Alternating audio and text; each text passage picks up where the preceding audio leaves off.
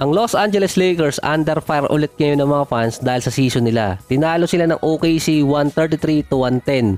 33 points para kay SGA, si Anthony Davis naman 31 points at 14 rebounds.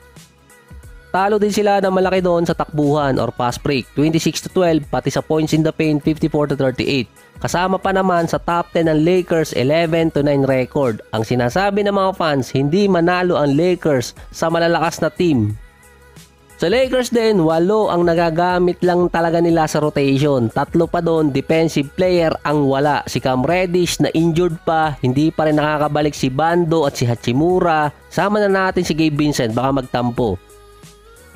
Kapag nakatapat kasi nila yung isang team na kasama sa top 6 ng bawat conference, nung time na mismong matchup nila, hindi sila nananalo doon. Ang OKC top 3 ngayon sa West. Ang team lang na recent na kasama sa top 6 na tinalo ng Lakers ay Phoenix Suns. Pero dati hindi sila kasama sa top 6 sa standing at noon nagkakaproblema pa sila sa mga players na mayroong injury. Yung pinanggagalingan pa ng opensa nila dalawa, either LeBron or AD, maganda pa kung i-score din na mataas si D'Angelo. Ang problema nga lang sa kabila, yung perimeter defense. Yung ibang mga fans pa doon sinasabing tanggalin na or palitan na si Darvin Ham. Kaso kahit palitan mo yung coach at merong mga injuries yung player, ganun pa rin. Sa OKC naman, dito siguro nakakalamang si Chet Holmgren kay Victor Wembanyama. Si Embiid at si Griffin hindi nakalaro sa kanilang rookie year or draft year dahil nga sa injury. Si Ben Simmons at si Holmgren naman ganun din. Pero si Embiid at si Griffin nung makalaro na sila sa NBA, nakapasok sila sa playoffs nung ikalawang official season nila. Si Embiid nakasama agad niya noon si Ben Simmons at pasok sila noon sa playoffs. At si Ben Simmons noon malaki agad ang impact sa Philadelphia. Si Griffin naman napunta sa kanila si Chris Paul nung ikalawang taon niya. Kaya pasok din sila noon sa playoffs. Si Holmgren nung nakaraan taon hindi naglaro, nakapasok ang OKC sa play-in tournament. Sinabi na to dati ni Kenny Smith nung time na si Ben Simmons ay nakakalamang sa Rookie of the Year kay Donovan Mitchell. Dahil may advantage na nun si Ben Simmons dahil isang taon na niyang kasama yung kanyang team.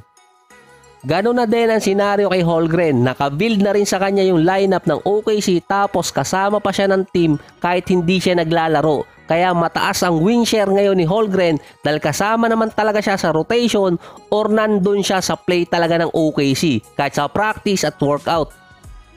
Sa malamang meron magsasabing anong kasama si Holmgren last season sa rotation ay injured nga. Kung matatandaan nyo last season nakabuild na talaga yung lineup na yon dahil yung pwesto ngayon ni Holmgren yun ang dating role ni Pokusevski.